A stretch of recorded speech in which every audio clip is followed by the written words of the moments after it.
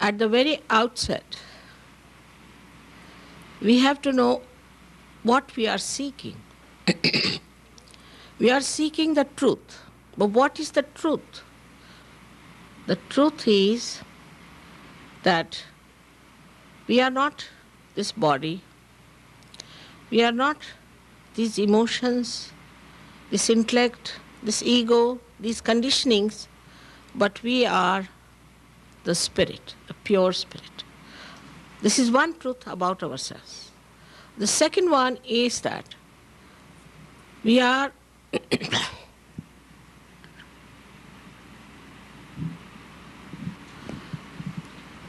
Can you hear me there? Can you hear?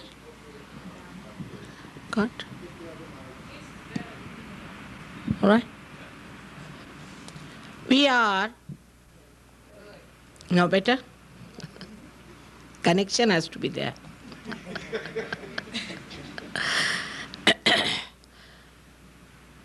There is a subtle power which is described as the all-pervading power of God's love, as Parama Chaitanya, as Gudrang, as so many other words have been used for this power, which does all the living work. Like we see the flowers so beautiful as they are, but we take them for granted. We don't see how they have come from a little seed, how they are blossoming in these different colors. All this living work we take for granted. We have also taken our evolution for granted. And everything that autonomous nervous system does, we have taken for granted. It's a good thing in a way, because it's too much of a worry and a botheration if you start thinking why of everything. But there is a power which does all these things. Now when I'm talking to you, you are not to believe me blindfolded. It's not for blind people. But like scientists, you must have an open mind to see for yourself whatever I'm saying is, for the time being, it can be like a hypothesis before. And then you can see for yourself whatever I'm saying is true or not. In all the scriptures, there's one common thing described, whether they have talked of the forms or the formless, that we have to seek the eternal. And whatever is transitory is to be used with full understanding in its balance. And that's why we are lost, where we have lost our balances. So the best thing is to get the connection with this divine power, which gives us all the nourishment, all the care, and all the knowledge that we have never known before. And for this, you can't pay. You can't force it. You cannot compel anyone. You have to be absolutely free to get it. Because after all, this is the ultimate freedom you have. You have freedom because you become such a dynamic, compassionate, wonderful personality that you just become a transformed, special, glorious person.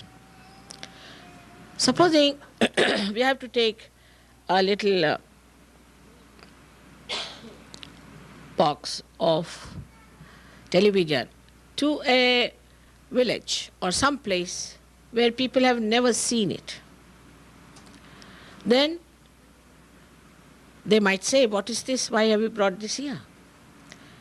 But when you put it to the mains, you will realize that they are quite surprised that this is such a dynamic thing.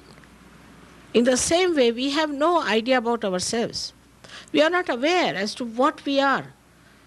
Human awareness takes you to all kinds of problems, and you do not know what is the solution of these problems are. Sometimes people ask me, Mother, why God has created us? If He has created, what's the use of this kind of a life that He has given us? This is just a transition period, just a transition when this evolution has to achieve its end. And when it achieves its end, you are as promised in the kingdom of God. And that's what has to happen. It's not just talk, talk, talk. It has to work out. The experience has to be there. And the experience of realization is described very clearly in some of the scriptures, and which says that you have to feel the cool breeze of the Holy Ghost. In the Sanskrit language, Adi Shankaracharya is described as salilam, salilam, meaning cool breeze, cool breeze. Now this cool breeze is not chilling breeze, nor it is a hot breeze, but a kind of a cool, soothing effects that you feel all around yourself, which you have never felt before. You have never felt the existence of this all-pervading power. But it is there, and one has to seriously think about it. It's nothing frivolous, as I was also born in a Christian family. So Sunday morning, get ready, go to church and meet few people, hello, hello, come back after the sermon. It's not like that. It's also not like going to a temple, just pay few rupees here, there, and give something to the deities and come back home. It is something that you become. Becoming is the point. So, as many people have asked me that people have come from India and they have looted so many people here and have received them. I feel ashamed about it. Of course, it was a wrong thing to do. But also mistake lies a little bit with you people. That you should have seen to it. When you are paying for anything in the market, you see what you are buying. So before seeing it, you just jumped into the thing. First of all, you must see what sort of a disciple they have. Those who say, we are doing something, you should find out, what are the kind of people that are following. Because there are some cinema actors and cinema actresses, it doesn't mean that they are sane or they are wise people. What have they got is the point. What powers have they got? As self-realized people, what powers they have got and what transformation they have gone through. What is the new awareness they have got? I must say, I was surprised at Russians who have never known the name of God. They were not supposed to know anything about God, Christ, or anyone. No conditioning of any religion whatsoever. But you'll be amazed, in my first meeting only, there were 2,000 in the hall and 2,000 waiting outside. The whole of Leningrad was there. I was amazed at them, surprised. Look at these people. They have never known of God or anything, and how am I to talk to them about God? And I did talk, and you will be surprised that Moscow was even worse. We had to arrange a big, huge, open place for them. And it was impossible to control these people because there were so many. And now the government has taken over, and they have publicized Saj Yoga on the television. Everywhere you go, they know me very well, and they know about Saj Yoga. Just imagine these people who have been all the time cursed by communism, as they say, had no freedom of choice, nothing, but they are not materialistic people. They are not materialistic because the matter, whatever was available, was available. Whatever was not available, was not available. Like on the ship, you see, if something is available on the ship, it's there, otherwise it is not. So they have no problems and no solutions. That's why.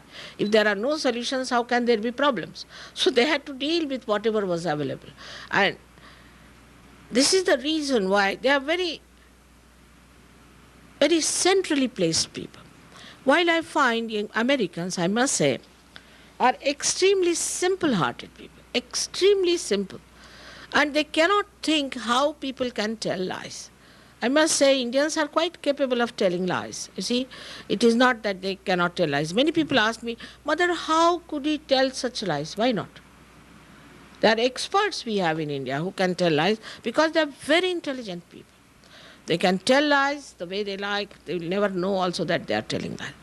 So now these lies, whatever they have told you, whatever they claimed, you just believed because you are simple people. You never even doubted them. and you thought it's best to go to these people and they will deliver the goods. Not at all.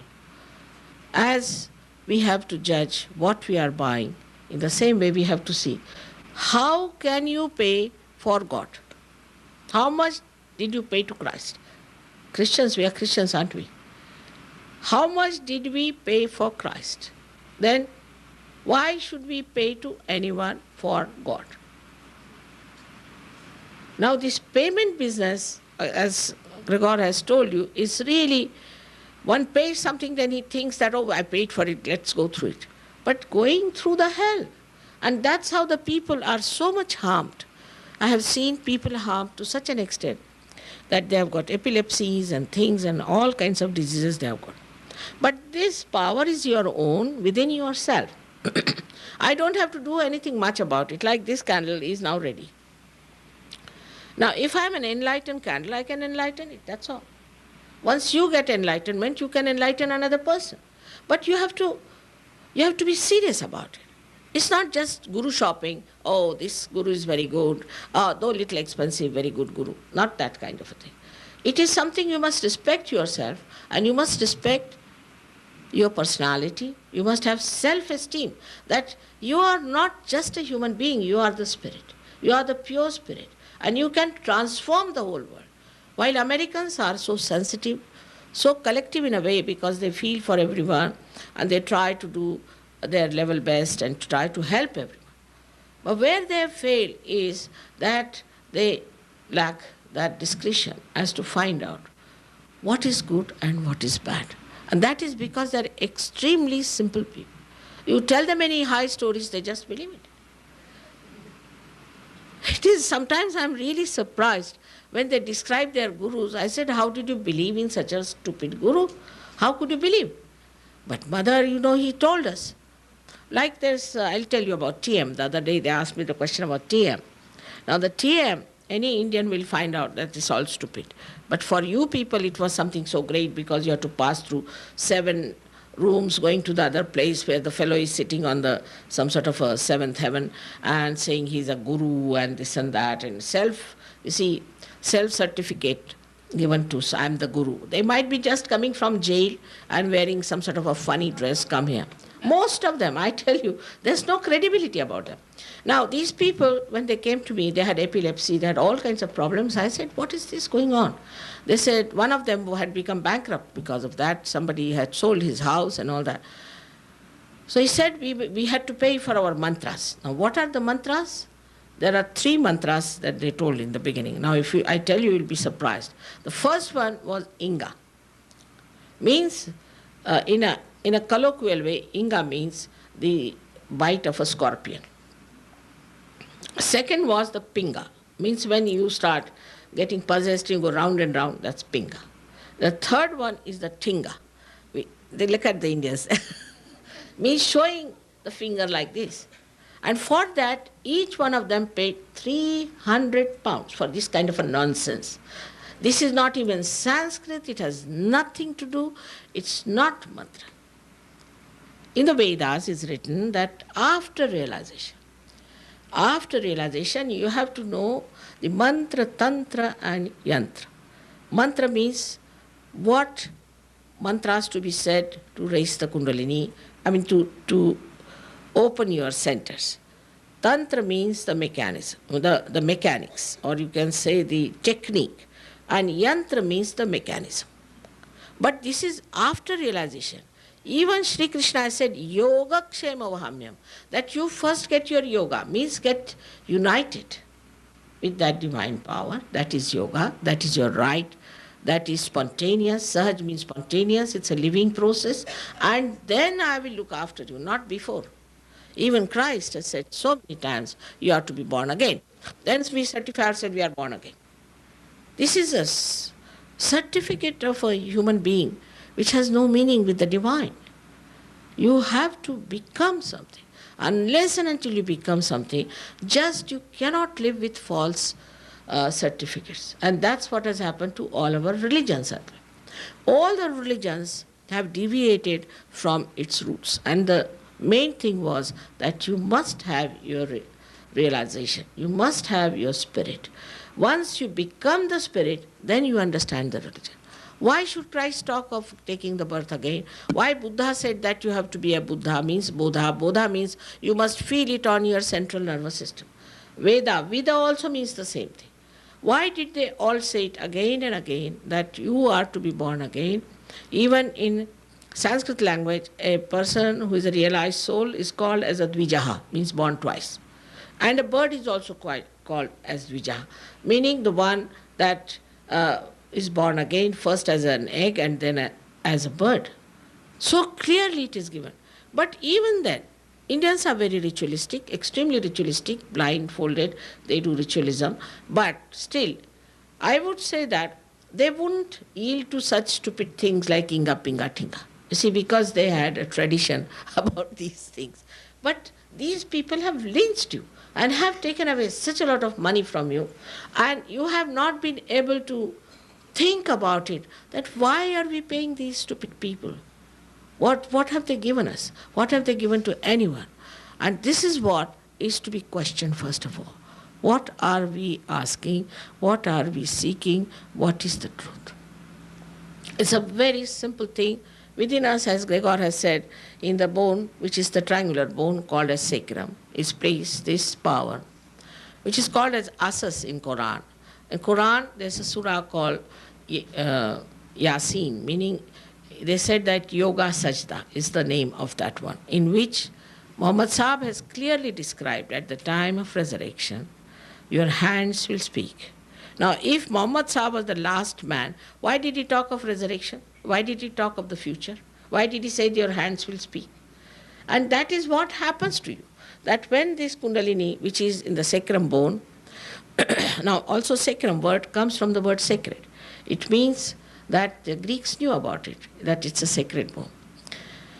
And then it rises, pierces through 6 centers, pierces through your fontanelle bone area, what we call as the soft bone on your head, and actualization of your baptism takes place. Actualization. It is not just saying, oh, now you are baptized and you have got your baptism. There's no baptism in that, because it has to be done by the living power that is within you. And then the transformation starts, because these 6 centers represent your inner being, which supplies all your physical, mental, emotional and spiritual energy, and which nourishes you and looks after you. Unless and until this happens, whatever we might have done so far is absolutely of no value. Some people say, Mother, I was praying to God, and I didn't get anything. Without the connection, as I said just now, the connection has to be done.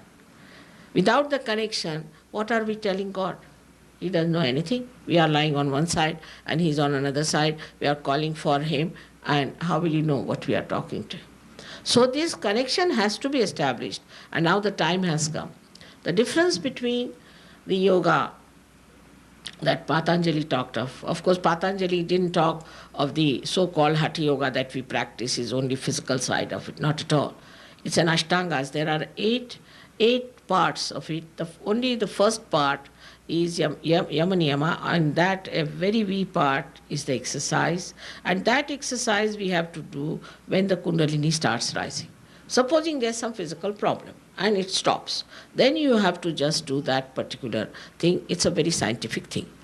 So what we do is to take all the medicines from the medicine box right from the beginning to the end. But the most of the book deals with your spiritual side, where he says first you become thoughtlessly aware, called as Nirvichar Samadhi, where your thoughts, which are coming from the future and the past, and you are not in the present at all. So these thoughts are like this, and we are dancing on the cusp of it. So these thoughts become thin, and there's a space in between established. And when you stay in that space, you are in present. And when you are in present, your spiritual growth starts. This is the first Nirvichar Samadhi. which you achieve in no time. And then the second one is called as the Nirvikalpa Samadhi, in which it's called, we can say in English, is doubtless awareness, where you become so powerful, you can do so many things with your hands only, with your attention, with your eyes. As Christ has said, thou shalt not have adulterous eyes. I would like to know how many Christians have that kind of eyes. Very few. Either there is lust or there is greed. We don't have those eyes that Christ has asked for. What is the reason? The reason is still the Kundalini has to pass through the Agya Chakra where resides Christ, who gives that power to our eyes that they are so innocent that even a glance of those eyes can solve problems. So now when we are in the water, we are frightened and we think we'll be drowned by the waves. But supposing you are in the boat, then you can enjoy. But supposing you learn how to swim, then you can jump inside and save many others. In the same way our problems are, that we are watching our problems when we are in the water. Then we get into the boat. Then we see our problems better. But then we become so powerful that we can save others. And this is what has to happen, that one candle can enlighten thousands and thousands can enlighten another. So the difference between Patanjali Yoga was he used to try it on one or two persons. We can say that on the tree of life, there were very few people who could have got realization. But today I find it's a blossom time. Blossom time. And so many people are seeking.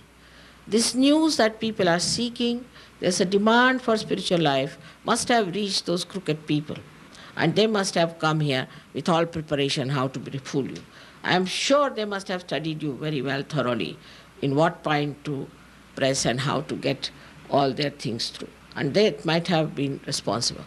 But I must tell you that Sahaja Yoga is working in 40 nations. And the least it is working in America, it's a sad thing. While all other type of falsehood is going on here. All other type of falsehood is going on here. Not only of Indians, but also Americans and other people. They are all practicing all kinds of falsehood. But one simple test you must put, that is, you cannot pay for God.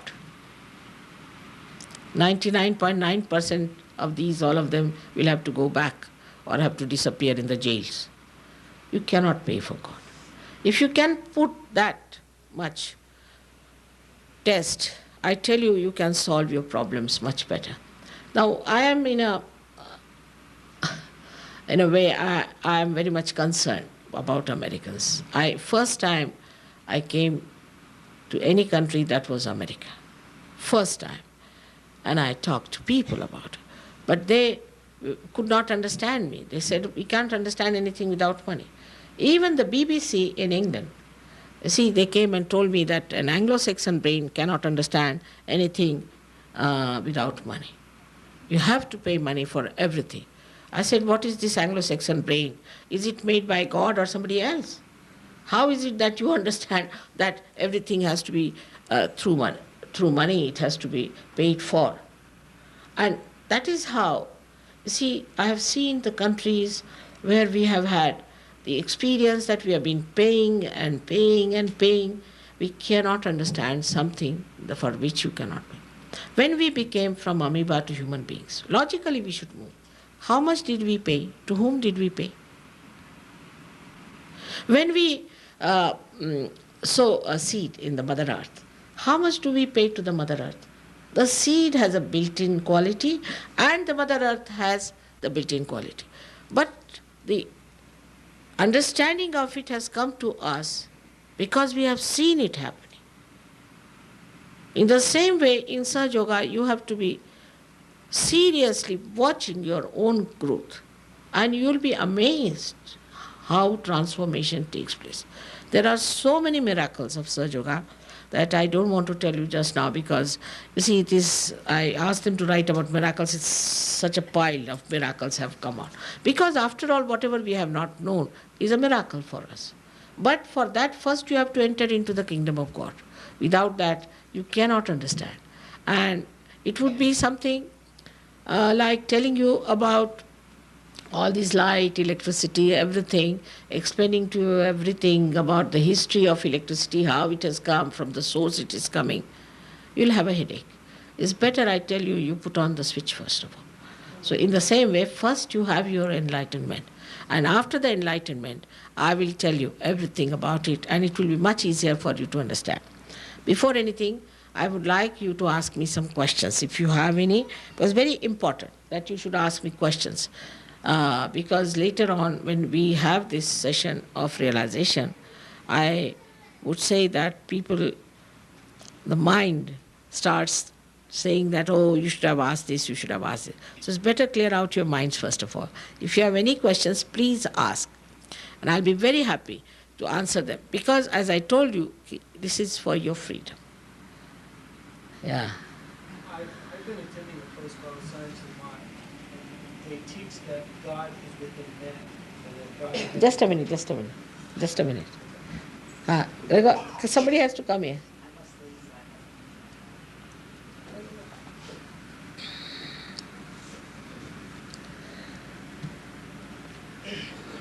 What is it? Just. Okay.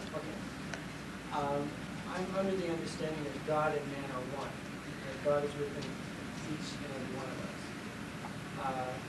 And what you're saying, that there's a power we have to connect with before we can make the transition or make the understanding what we're seeking for. I'm very interested. क्या करें कि God and spirit की बात नहीं करी ना. कह रहे हैं कि his understanding is that God is within yourself. And Is correct. That's correct. Very correct. God Almighty is reflected in your heart as spirit. But without this connection, you cannot feel that spirit. Because I have not talked about the spirit, that's why you must be thinking. But at the very outset I said, you have to be the spirit. First thing. And secondly, I have also said that you have to feel this all-pervading power.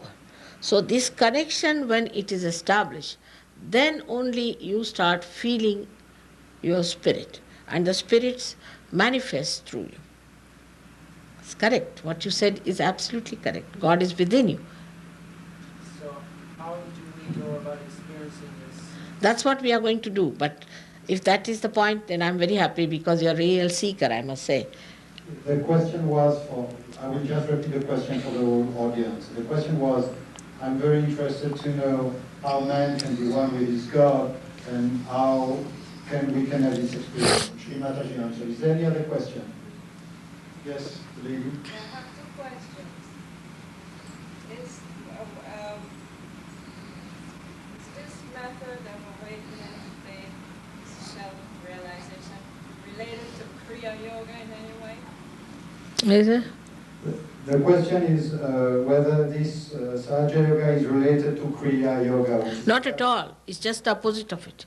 And then the other question is, I've heard that awakening the Kundalini, if you're not ready, can be harmful or dangerous. Yeah. You see, both the questions is, it's a Kriya Yoga. It is spontaneous. There's no Kriya. This is the great mistake these people believe, that we have to do something about. It has ruined so many people. First time when I came, I must tell you, I met some of the doctors from Bombay who had cut their tongue, this what you can call the thread under their tongue, and they were wagging their tongues just like dogs. They couldn't speak. They were doing this so-called Kriya Yoga. And I couldn't understand, they couldn't talk, so they wrote it down, that in this one, why we have cut it to do the khechari. Now khechari is a thing that means that when the Kundalini rises, you see, the system starts working, like your car is ignited, you start your car, the whole system starts working automatically. You don't have to do anything about it. So the system starts and the center starts opening. So one center will open out, supposing, and then when the Kundalini passes through, it augments, it sort of constricts itself so that it can stop the Kundalini from falling down. Now this is called as bandh. But when it goes to this center, also what happens that when it rises above this center, then the tongue is little bit pulled inside, but you will not feel anything at all. It's all happening inside. Like your car, how smooth it is, as your modern cars are extremely smooth, your modern Kundalini is also very smooth. Doesn't trouble you at all. It's like a jet, it rises. Really, it's very surprising.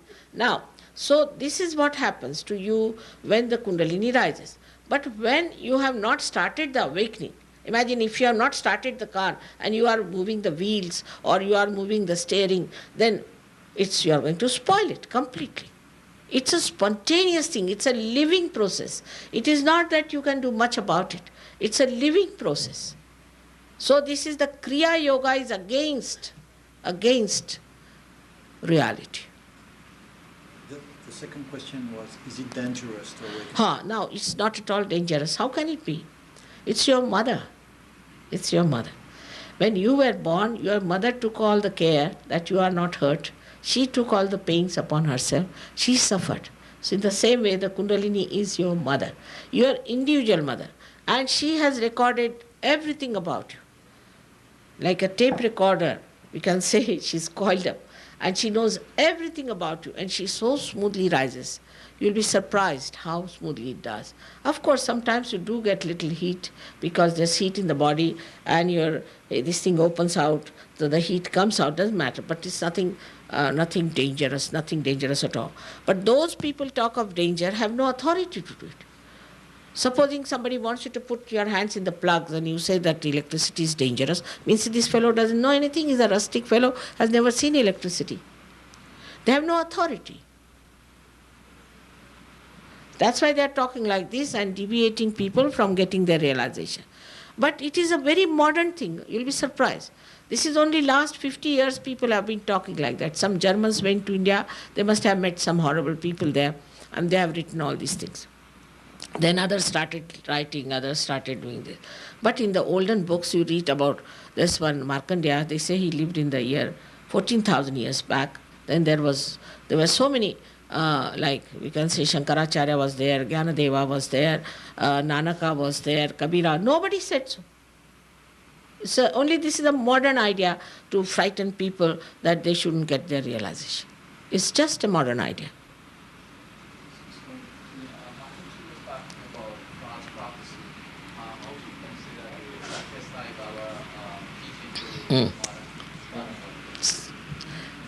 Satya Sai Baba. Now listen now. Satya Sai Baba is trying to give diamonds and deviate you from reality. What is there in a diamond? For God it's not even the dust of his feet, you see. And only people who go to Satya Sai Baba have suffered. I have seen so many of them suffering from heart, suffering from this, suffering from that. Can't you see it yourself? Writ large on his face, you can see it. If you are an Indian, I'll tell you who he is. He is Mahishasura, born again. Looks like a Mahisha, like bhains ke jaisa dikhta hai.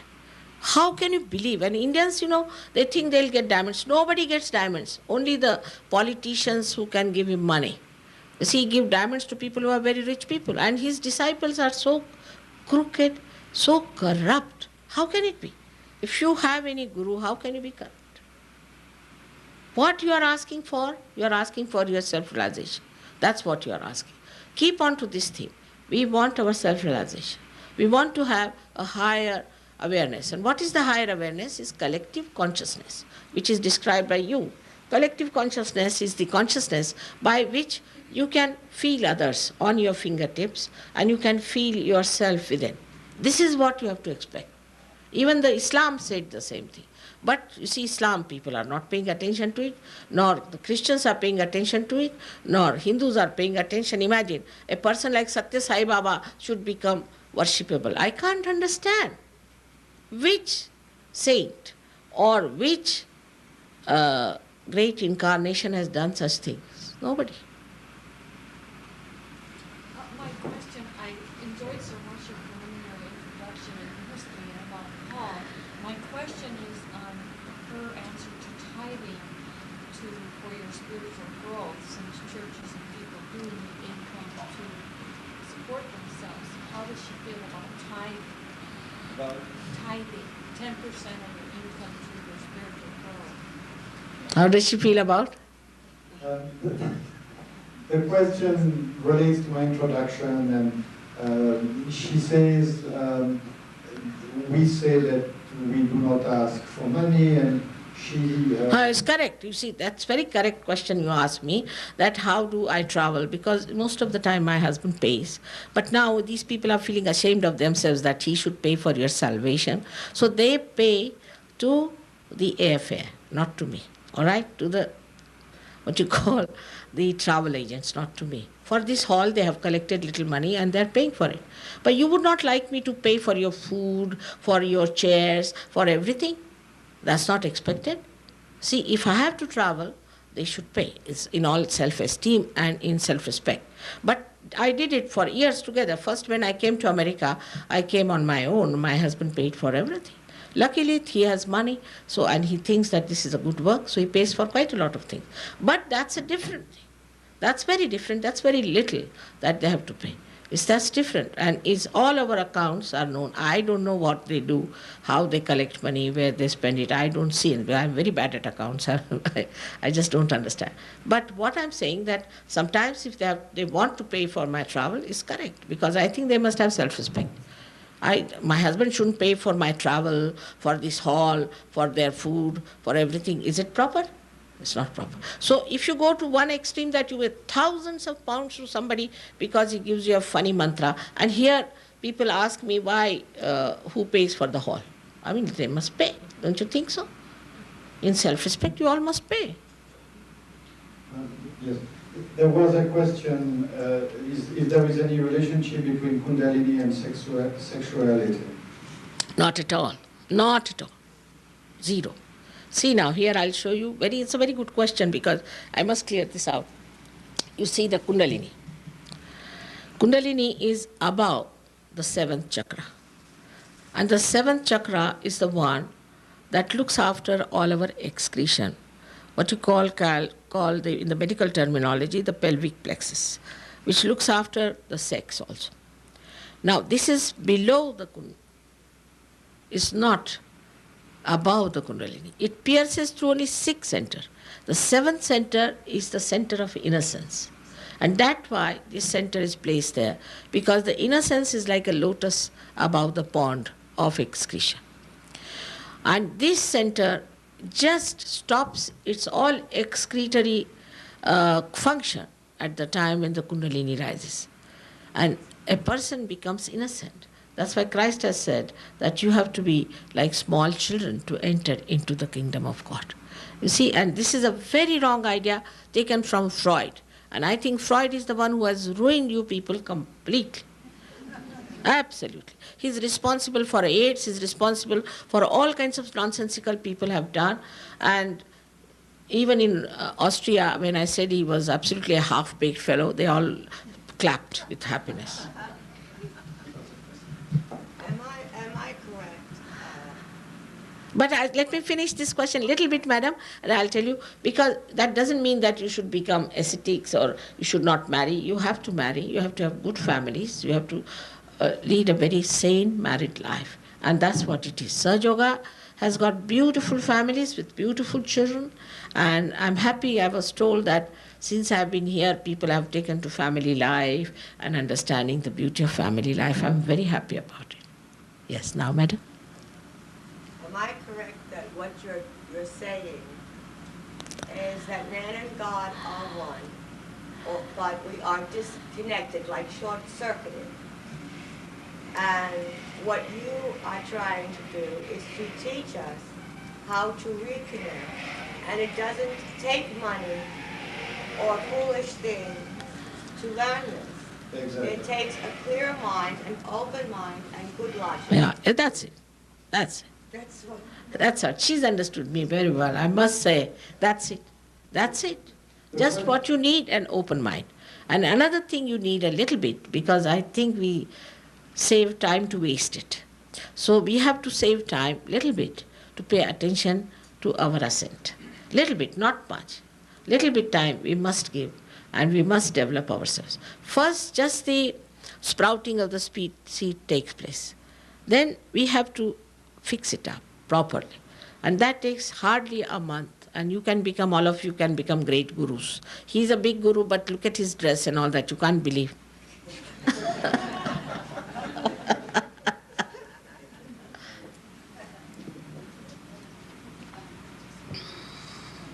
He knows everything about Kundalini, but you can't make it out from him. You see, we are normal people, very normal. The question here, Shri Mataji, is that to raise and maintain the Kundalini, are there exercises? Is there a guide? How can we practice this system? Yes. Now there are no exercises, madam, nothing. It just spontaneously happens to you and you get it there. Little bit, of course, I'll tell you how to raise it again and again today only. But then there we have a very nice center here. And we have very good Sir Yogis. And you are welcome to come there. And they will teach you each and everything. I don't know when they are having follow on. Where? You come here and tell them exactly.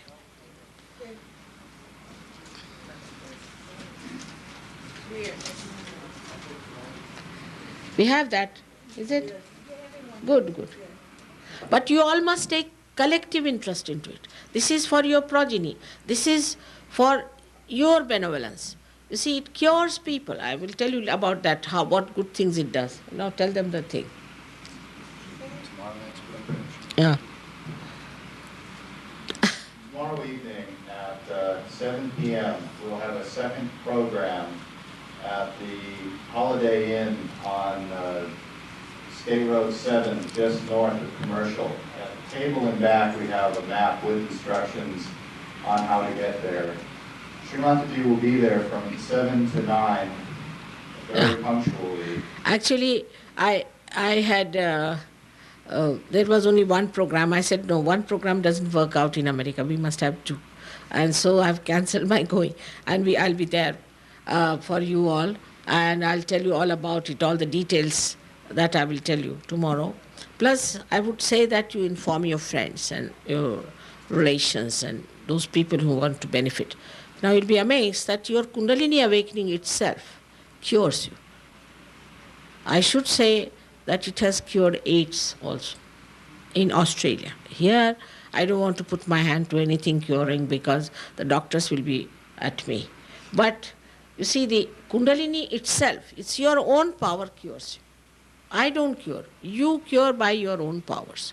I don't know what is the law about it, that if you cure yourself, I don't know if you'll be arrested or not. But it has cured cancer, it has cured so many psychosomatic troubles, so many of them, that now there are 2 doctors in India, in Delhi University, who have got their MD. And now in Russia, in Moscow, they invited 800 doctors. First, the Minister of Health talked to me directly, and they invited 800 doctors from all over the world. They came and seriously listened to me. I talked to them because I know medicine, so I talked to them about parasympathetic nervous system and all that. And they were quite amazed at it. And what they said, that now we just want realization. And all of them got it. And there were 2 Nobel Prize winners there. So the amount of good it does, just see what a power lying behind you. And why not to get it? Why not to use it for our benevolence? And then we can't blame God for anything. If we have not got our connections with Him, how can we blame Him for that? And the Kundalini light is do you go about like the Christians when they're born again to scream, shout, kill? Is it a quiet thing? What is?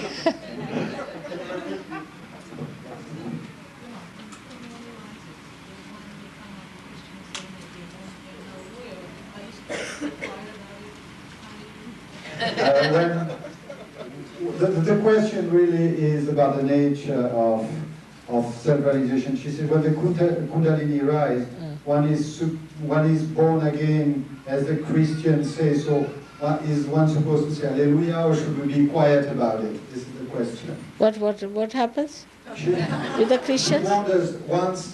Basically, she's asking what happens when we get our You see, second birth. what happens? Nothing happens outwardly. You don't dance or you jump or anything that anybody can do. You see what is so great about it? If anybody starts jumping or dancing or going round and round, anybody can do. It's just a show. What it is really happens is when the Kundalini rises, you start feeling the cool breeze coming out of your head, first of all. And you feel extremely peaceful and thoughtless. And your hands, you start feeling the cool breeze. After this, you start using them, and then you realize what you have got. For example, I was traveling once first time when I came to America I came by ship. And the captain got his self-realization. And on the ship, it was that one of the gentlemen had entered into the freezer room or something like that, and he got pneumonia. So he was sending an SOS. And he wouldn't allow me to go down. So I said, all right, you go. Now you have got the realization. You just put your hand on his lungs and ask him to stop his breath for 3 times. And the fellow got all right. He couldn't believe it. He said, how could it be? I said, now you have become that. Believe me. You have become. It's like a seed becoming a flower, but it doesn't believe it has fragrance. It's like that. In the beginning, it's impossible for some people to believe that they have become. Now, supposing somebody is an ordinary person or a beggar or anything, and he comes to know that he's hit the jackpot, he can't believe it. In the same way, people don't believe. See, even if he sits on the throne of a king, he will still be thinking, oh God, where am I sitting? Is it all right or not? But when you start using it, then you definitely know it is so. Not only that, but the way you change, the transformation takes place, how quiet you become, how peaceful you become, your temper goes away, your irritation goes away, and your blood pressures come down, your health improves, so many things happen that you are amazed what has happened to me. Yes, madam? Now, this lady there putting up her head. I want to know what qualifies someone to be a guru in your belief, and also why you're doing the work that you're doing. What is she saying? I didn't follow. She is asking what makes somebody a guru? What's the qualification of a guru? First question. Second question is, why are you doing what you are doing? Oh, because I love it. It's so beautiful to see people getting their realization. You will also do the same once you get it. It's so beautiful. The most beautiful thing is to give realization to someone, and so joyous. Because if you are selfish, if you are low type of a person, then you feel funny about yourself. But if you are benevolent, you feel so happy about the whole thing. You enjoy your benevolence, you enjoy your virtues. Just start enjoying it. That's only possible after realization. Then you're just doing it. I know why am I doing it, what should I do otherwise? I mean, what I'm saying, that supposing somebody else can do this, I would like to retire myself. But it's difficult to get someone like that. I'm sorry to say. Can you do it, madam, for my sake? You can't. That's the point. I've been trying now I'm 67 years of age. I wish somebody could take my place, but it doesn't work out. But in any case, when you get your realization, at least try to give realization to some people. And you can do it. Not difficult, but not at my level. That's the point is, once you come to my level, I'll be very happy to retire. I have been taking some courses on psychoneuroimmunology, and actually what you are saying to me is that we have the power within us to cure ourselves of many diseases by trying to reach the alpha state in relaxation. What's your question? It's not really No, a question, but no. This is something that is being taught now, more spirituality and so forth. So why a religion? Yeah, I'll tell you what is the problem is. Now, if you see it clearly, there are 3 lines, you see them. These are the 3 channels we have of autonomous nervous system. The 2 channels, one is the left and another is the right. And the central one is the parasympathetic nervous system. And these 2 are left and right sympathetic nervous system. So before realization, whatever we do, We can only go to the left or to the right with our effort. For example, now supposing you want to increase the rate of your heart, you have to run. If you run, the rate will increase, but you cannot decrease. Automatically it happens through the parasympathetic nervous system. So whatever you try like this, this psychotherapy, this therapy, that therapy, you are putting in your effort, isn't it? But here you get connected with that power which suits it out, which looks after you, which works it out by itself. And if you really know how to keep your connection all right, you don't have to worry. So this is, you don't have to retain a doctor, you don't have to go to a psychiatrist, nothing of the kind. Automatically you are looked after because now you are connected. But before this you have to put in an effort. This is effortless.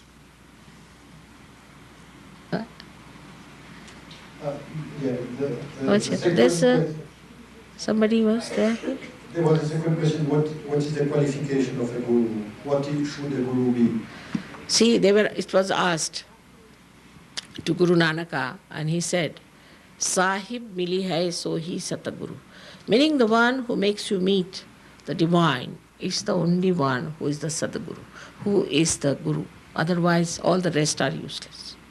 Then he has categorized them as agurus, then kugurus, he has categorized them. But the one who is a Sadguru, the one who's the real Guru, is the one who makes you meet God, makes you meet this divine power. Yes. In what she was teaching or teaching to this experience, what role is thought? The question is, what is the role of thought in the process of self-realization? So I've already told you that when we think of the future and the past. But at this moment is the thing that's reality is. The present is the reality. So what happens, because of our special type of a brain that we have, a prismatic, every time we react to this, to that, and all the time we are reacting, and especially in America I find there are so many choices that you go on choosing between one to another, this is maddening. We are all the time thinking, we cannot stop it. But after realization, you are at peace. If you want, you can think. If you don't want, you need not think. I must tell you, a speech doctor told me, Mother, you cut my throat, do what you like, but stop this thinking, I'm fed up. Yes, madam? Is there a gentleman or I don't know, I can't see. Yes. You have a question? Two connected questions. The first one is, what are the reason names of raising the Shakti? Secondly, what are the very first symptoms and signs of the result? First question, what are the ways and means to raise the Kundalini Shakti? Second question, what are the symptoms? How does it manifest when the Kundalini rises? The first one is, I'll do it now, so you will see, it's nothing so special. But the second one is that when you get your realization, first thing that happens to you, that you become thoughtlessly aware to begin with when it crosses over Agya Chakra, and when it pierces through this one, you can feel the cool breeze coming out of your head, you can feel the cool breeze around yourself. Now, all these fingers as shown there, you can see they denote your centers. Only you have to understand the decoding of it. Now, supposing you take 10 children who are realized souls and you tie their eyes and ask them, what's the matter with this gentleman? Immediately they will all raise the same finger. Supposing they raise this finger and you ask that person, are you suffering from bronchitis? He'll say, yes. How do you know? So all these centers are decoded. And once they are decoded, if you know the decoding, if you know how to decode it, then it's so easy, very easy to find out. So this is the only thing we have to know about the decoding part of it. What is the center we are catching? What is the centers others are catching? Now, if you know how to correct the centers, you are all right. And the others are all right. It's very simple. It's either left side or right side. Only two problems, basically.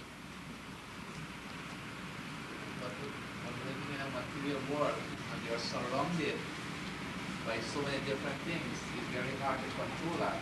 Or what method can be used for a layperson to develop this kind of feeling? We are surrounded by a material world. Yeah, I know. And it's very difficult for a lay person in the world to develop this feeling and to maintain this. Oh, you see, but that's what it is in the Kali Yuga, in these modern times only. When we are surrounded by all these things, we get into confusions and illusions, and this kind of a sabranta sthiti, as they call it in Sanskrit language, is very important, because in that only we have started seeking. Can you imagine, Christ had only 12 disciples, only 12. So how many were their seekers? And all these great gurus, how many disciples they had who were realized souls? Very few. So today is a special time. It's already described. If you are an Indian, you will know from Nala Damayanti. The Nala once got hold of this Kali. And he said, I must kill you because you have tortured me, you have separated me from my wife, and you are the one who create all this confusion. So he said, all right, you can do it, but you must know my importance, my Mahatmyam. He said, what is your importance? He said, at the time when I'll be ruling, means modern times, at that time, those people who are seeking the truth in the valleys and on the Himalayas will find it, while they'll be householders and they'll find it.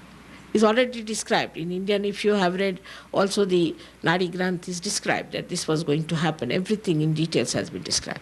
If you have read William Blake, you will find he has described it. Lewis has described. So many people have described these times and have called it Aquarius time, because this Kundalini is inside the triangular bone, which is the Aquarius. It's known as the Aquarius. I mean, they're talking about it, but it's still beating at the bush, you see. We should really get to it. Get to it. Should we have more questions, or do you want to... Is there anyone else left out? There's one. Please, okay, please. One at the back and this lady. Yes, here. that's all.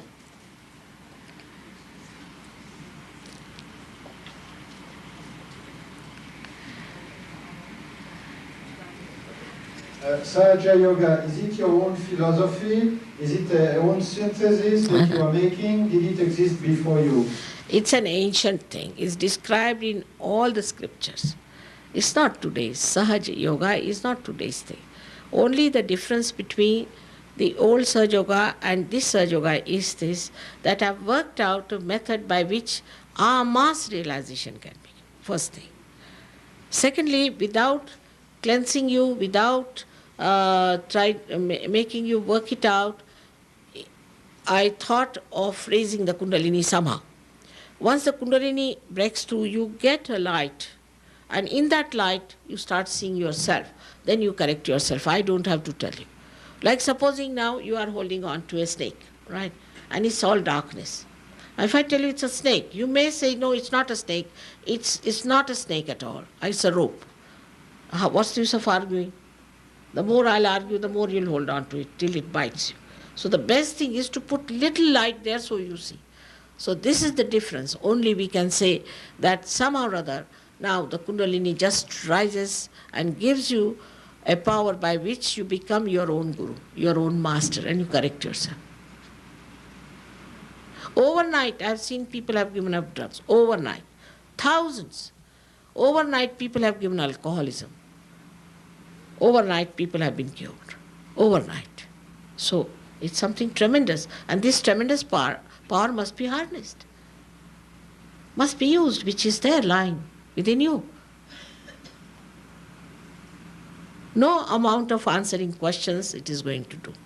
It has to work out. It has nothing to do with the answering of questions or my lecture. It's something which has to work out.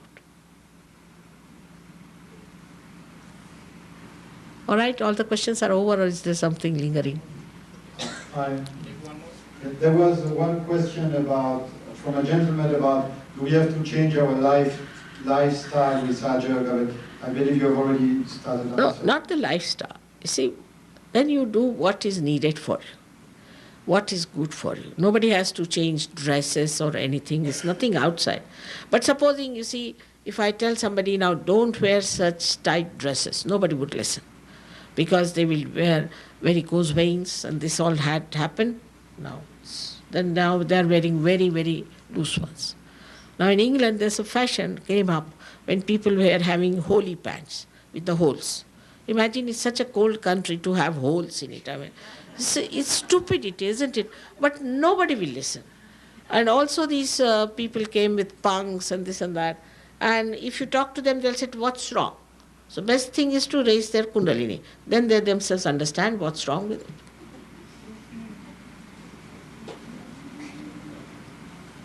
Nothing has to be changed as such outside.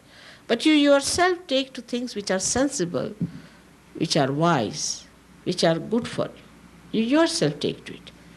I don't have to tell you anything about it. I didn't know, but it seems that Shri Mataji is disposed to go into the essence of this whole thing, is to actually guide a meditation for us to figure out the realization. I don't know whether you would like to do this? Yes, why not? They were telling me a trick for Americans, I must tell you. They said first they don't give realization, then they will come next day. I said it's not so. After all, you are wise people. Because you have to develop it. That's the point is. You forgot my question. You didn't really listen. There was a question of a lady. And What is it? Don't fight. What is it? There's no need to fight. Yes. Was something a little more important, and I wanted her to answer. What is?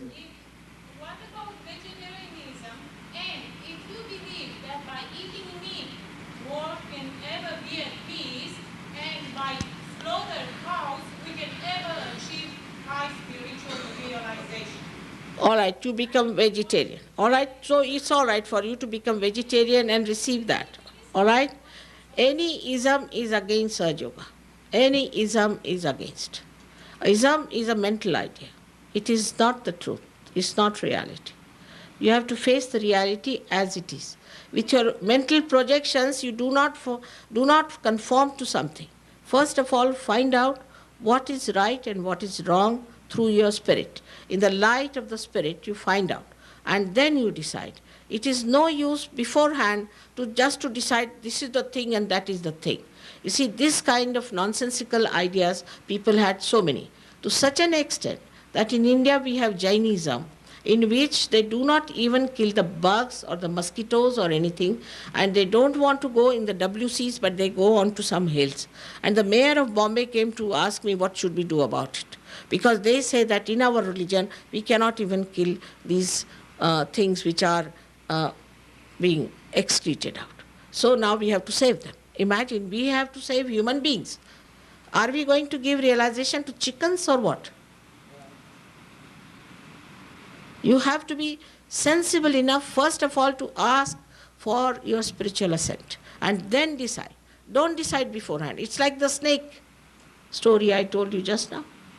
So this is what it is. We have vegetarians in India, so what? Have they all gone to God? There are so many who will tell you that they are the cruelest people. We have Marwadis who are all vegetarians. What do you think about them? They have no humanity of any kind. No humanity. We have to be kind to human beings, first of all. First of all, we have to be kind to our fellow men.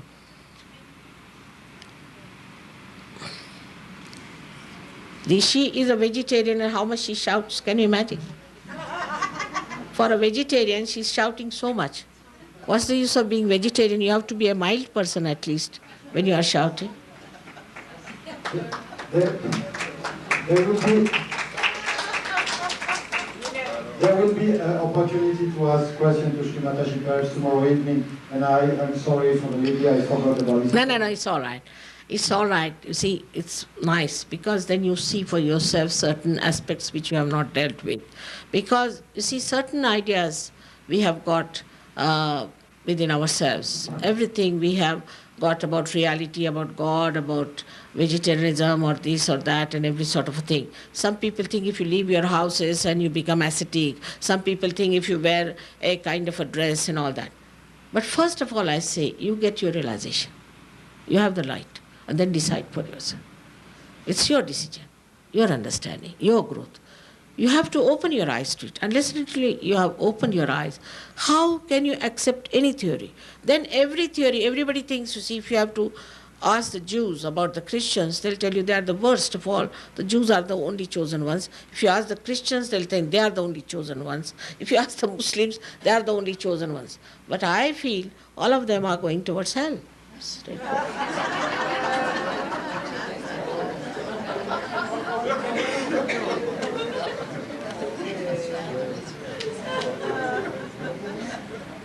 Because the way they are fighting, the way they are quarreling, the way they are killing, how can they be people who are religious in the name of God, in the name of religion? Can you imagine?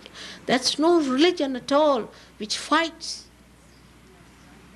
Because they have not jumped onto the new awareness of collective consciousness where you know that we are part and parcel of the whole. You know it. It's not the knowledge by your brain, but in your being you can feel that you are part and parcel of the whole.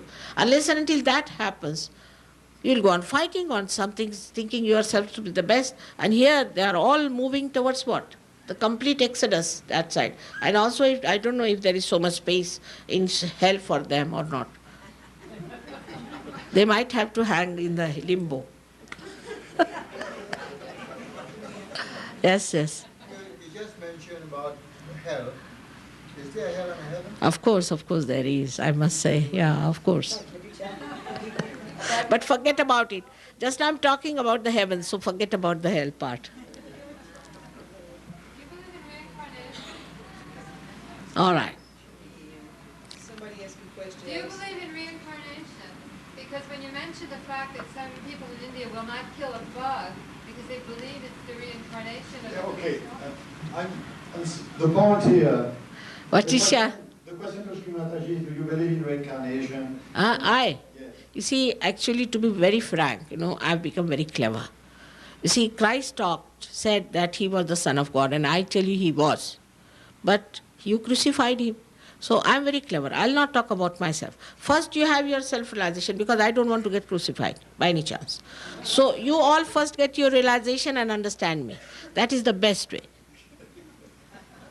All right, I'm sorry. The point about the questions now is that I feel that a lot of your question will be answered if you get your self-realization. And I know that a lot of people here want to have the experience. So for people who have questions, please write them, and you can give them to Patrick Hughes, who is the coordinator of Sahaja Yoga in Florida, and tomorrow Shri Mataji will possibly answer this question. And perhaps now the question part is finished, and I didn't know that Shri Mataji would be gracious enough to grant us a meditation, and this is a very great news.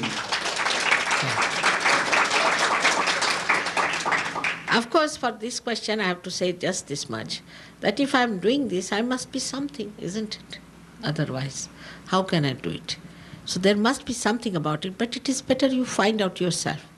It's better you find out yourself about it, because whatever you want to find out, if you just get your realization, you have to just put your hands like this and ask a question. Say you ask a question, is there God? Immediately you start getting the vibrations. And you ask about some horrible fellow, is he good? You'll get heat, burning, sometimes even blisters. This Satya Sai Baba, you get blisters sometimes.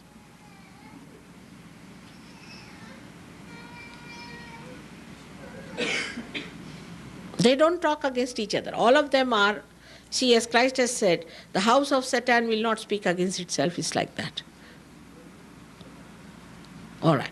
So let us have now realization. It's done, Gregor? It's all right. So the questionnaire is over. Let's see.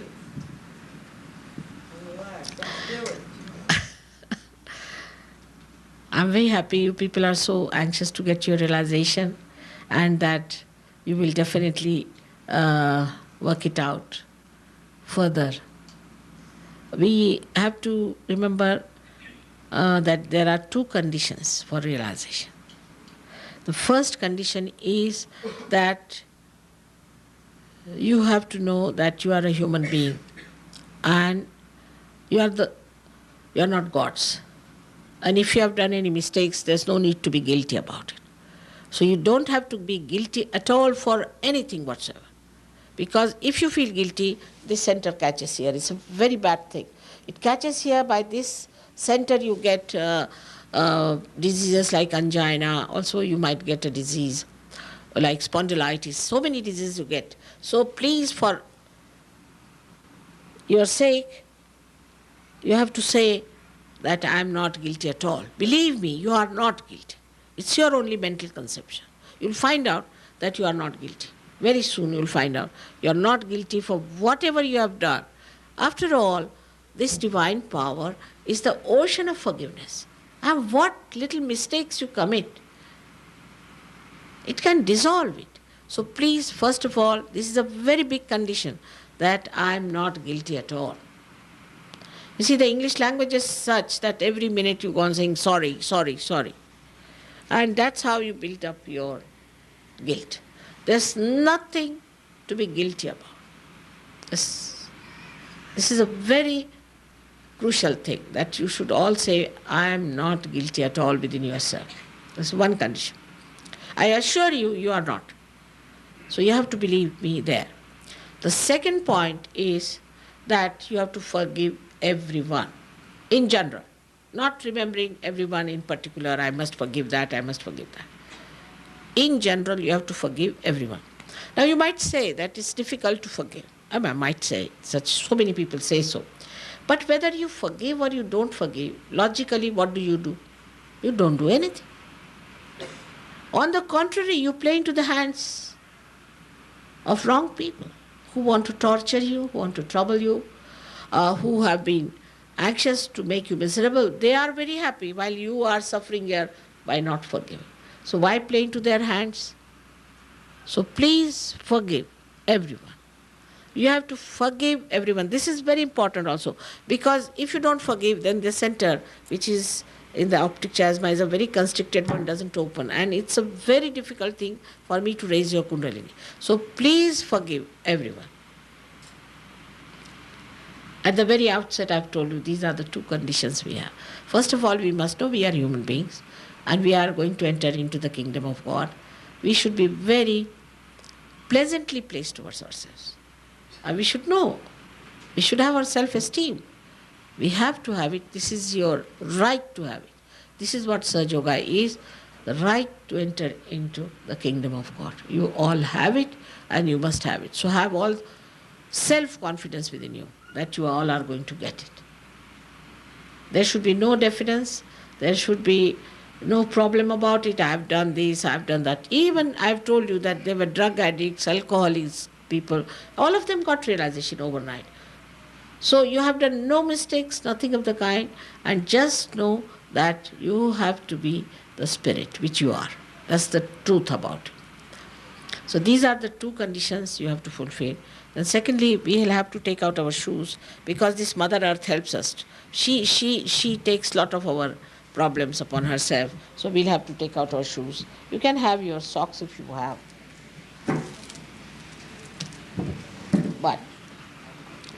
And put both the feet away from each other, because as I told you, there are two powers, left and right side. So both of them have to be apart from each other. नहीं चाहिए नहीं, shawl नहीं चाहिए, रख दीजिए उनके पास,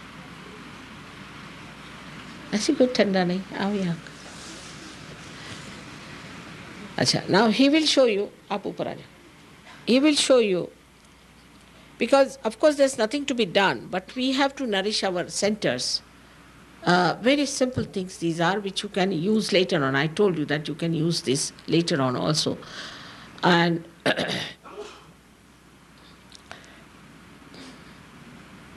the left hand suggests the power of desire.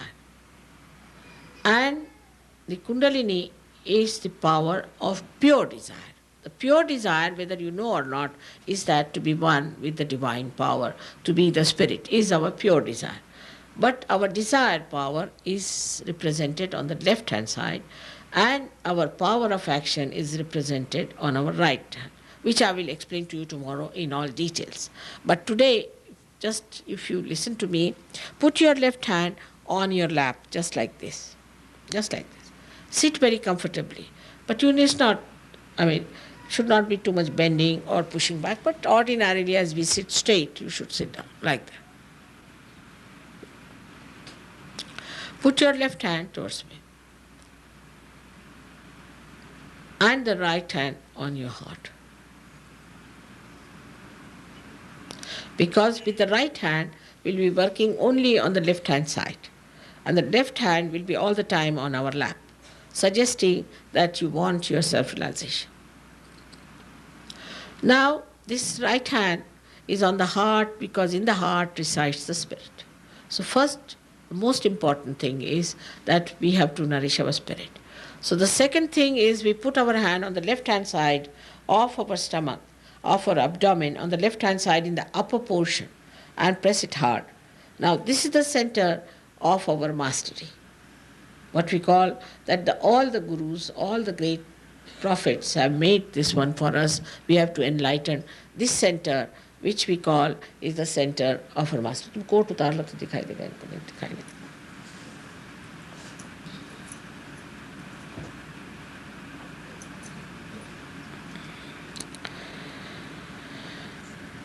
Now, you have to take down your right hand. Now, in the low portion of your abdomen on the left hand side. Now, this is the center of pure knowledge. Now, the pure knowledge is the knowledge that you get on your central nervous system, which manifests on your central nervous system. So, this is a very important center also, that your being should get this pure knowledge which manifests on your central nervous system, so you become empowered to raise the kundalini of others, to give realizations to others, and to know yourself, what's wrong with you, and to know about others, and to be able to correct all these mistakes. Now you have to again raise your hand in the upper part of your abdomen on the left hand side. Then you have to raise your right hand again on your heart. Now here is again, as you know, is your spirit. But now you have to raise your hand in the corner of your left corner of your shoulder and your neck, and turn your head to your right. Take back your hand as much as you can. This is the center, as I told you, catches very much when you feel guilty. And today I find it's catching very much here in the congregation. So now, please, please, please, don't feel guilty. This is the center, it's very important. You have put your head to your right, absolutely at right angles. Then now you have to put your right hand on top of your forehead across and put down your head on top and press it hard.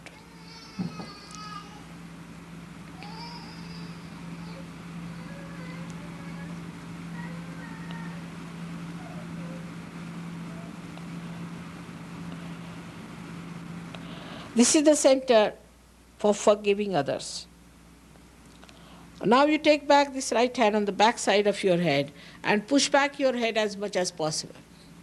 Now this is for your satisfaction, not for counting your mistakes or anything, but for your satisfaction. You have to ask for forgiveness from this divine power. Now you have to stretch your hand fully and put the center of your palm exactly on the fontanelle bone area, which was a soft bone in your childhood. Exactly there, as you call it, stalavyam or stalu. Put it there. Now put down your head as much as you can. Push back your fingers. Push back your fingers as much as you can. Now you press it. Press your scalp nicely and move your scalp slowly, clockwise 7 times. Scalp, not the hand so much as the scalp. Be careful in moving. Put down your head, please. Put down your head.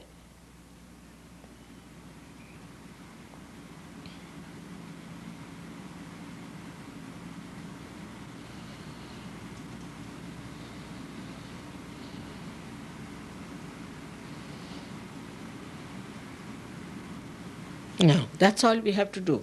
But now we have to close our eyes. You can take out your spectacles. We have to close our eyes and now put both the feet on the ground, little separate from each other. Now, we start the process. Put the left hand towards me on your lap.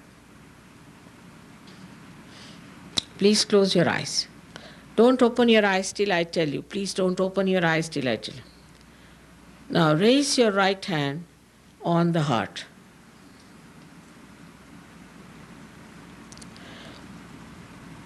And as you know, here resides the spirit. You have to ask me a very important fundamental question 3 times. You may call me Shri Mataji, or you can call me Mother, whatever you like. Mother, am I the spirit? Ask this question 3 times.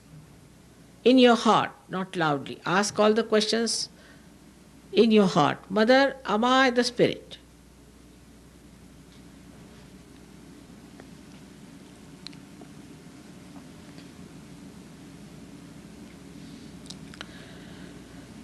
If you are the spirit, you become your master. So now please take down your hand on the upper portion of your abdomen on the left hand side and press it hard with your fingers. And now here ask a question again 3 times. Mother, am I my own master?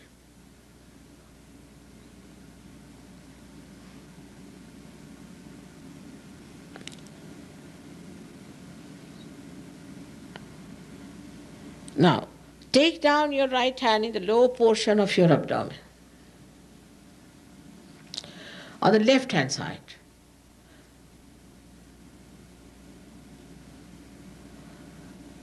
This is the center of pure knowledge. And I respect your freedom. I cannot force this pure knowledge on you. You have to ask for it. So please ask 6 times, because this center has got 6 petals. Please ask 6 times. Mother, please give me pure knowledge.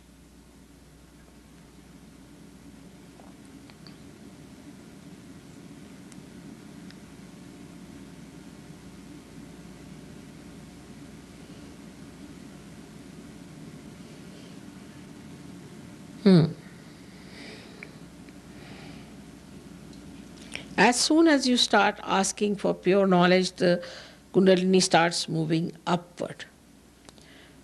And at this time, we have to help her by nourishing our centers, higher centers. So now raise your right hand in the low upper portion of your abdomen and press it hard. Now, you have to nourish it with self-confidence. So here with full self-confidence you have to say, Mother, I am my own master. This is a wonderful thing to say, because by this, if you have been to wrong masters, it absolutely cures. So please say 10 times, Mother, I am my own master.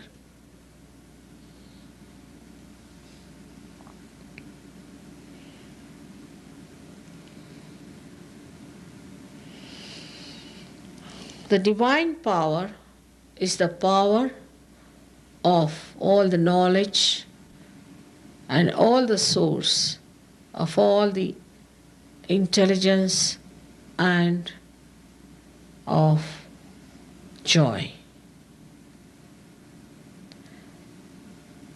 It is also the source of all the benevolence, compassion and the blessings. But above all, it is the ocean of forgiveness. So, as I told you, what mistakes can you commit which cannot be dissolved by the power of this forgiveness? So now, first of all, you have to forgive yourself. That's very important. Because of this chakra catching in you, it's very difficult to raise the Kundalini. Now you put your right hand on your heart. And here you have to say, with full confidence in yourself, 10 times, 12 times, 12 times, Mother, I am the Spirit. Please say it 12 times.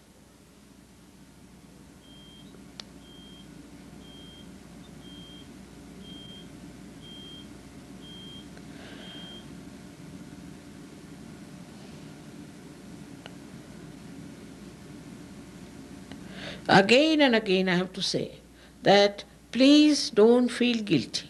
You have to be very pleasantly placed towards yourself.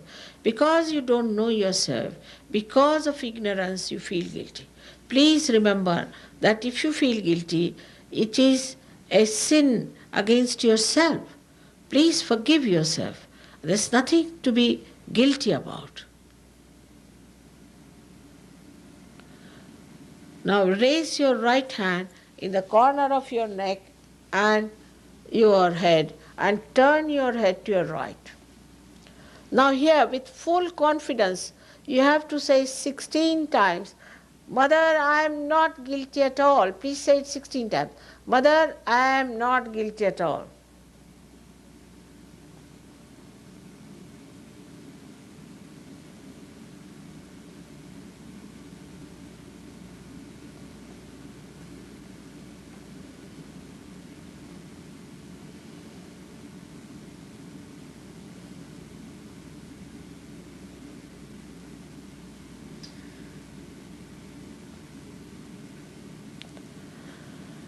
I have already told you that you have to forgive others in general, not in particular. This is very, very important, that you have to forgive. And if you don't forgive, you play into wrong hands, you create problems, you have headaches.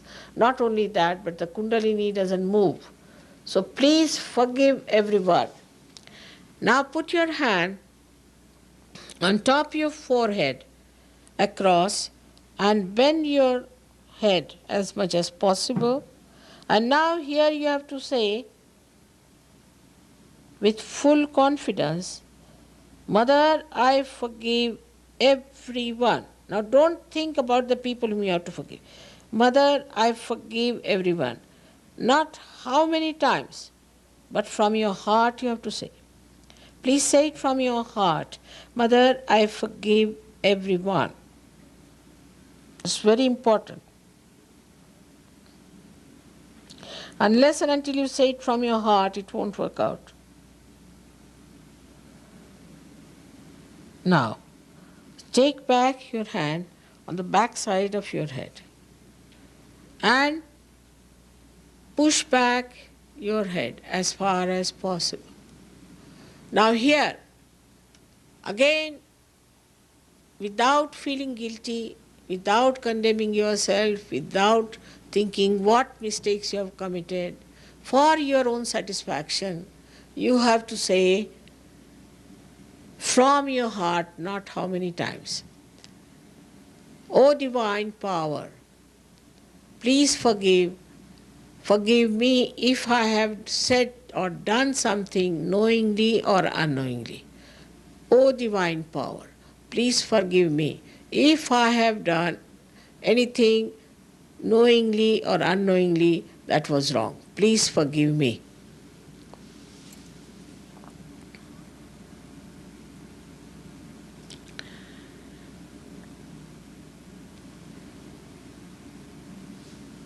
Now stretch your palm fully. Put the center of your palm on top of the fontanelle bone area and press it down.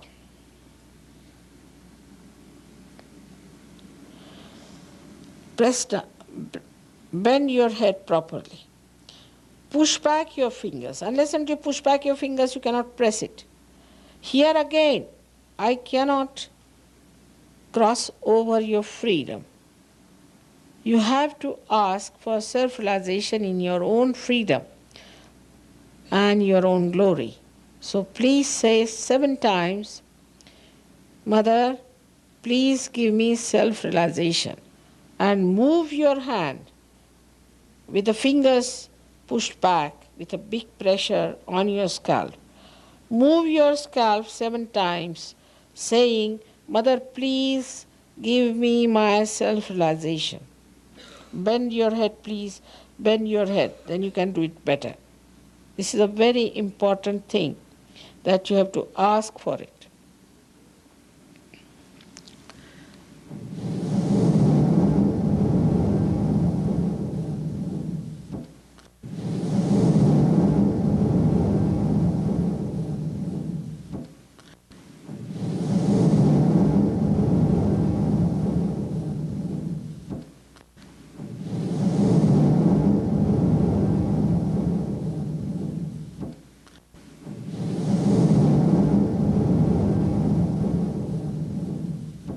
See for yourself if there's a cool breeze coming out of your head. If it is not coming out, please forgive. Even if it is hot, please forgive. It will become cool. Just forgive everyone. That's the biggest solution, the biggest weapon.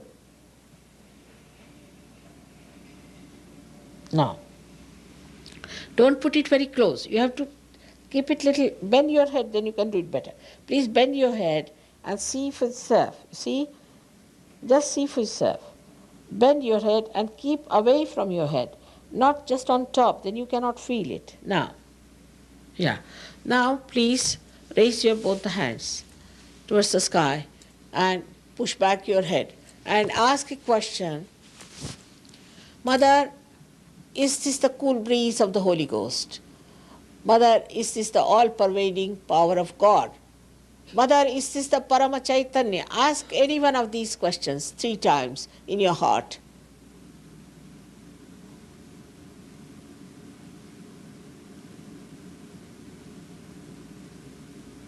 Now, take down your hands, please. Now, those who have felt the cool breeze or heat out of their head or on their fingertips or in their hands, please raise both your hands higher. हिंदुस्तानियों को नहीं हुआ क्या बात? May God bless you. May God bless you. All of you have got it. May God bless you. आप लोग को क्या हो गया? नहीं हुआ? ठंडक नहीं आई? हाँ, थोड़ा थोड़ा. तो फिर कल और आने का है. पक्का कर लो. अच्छा? Please again raise your hands. थोड़ा आया तो भी हाथ ऊपर करो. हाँ, please raise your hands, those who have felt the cool breeze. Higher, higher. You didn't feel, madam? Sure? You did? Yes, yes. Is there? All right. So may God bless you. All of you have felt. Practically, 1 or 2 haven't felt, doesn't matter. So may God bless you all. Tomorrow I'm going to come here and we are going to fix it for nicely. Then also you must call your friends, everyone. You'll feel very nice now. You'll sleep well and enjoy.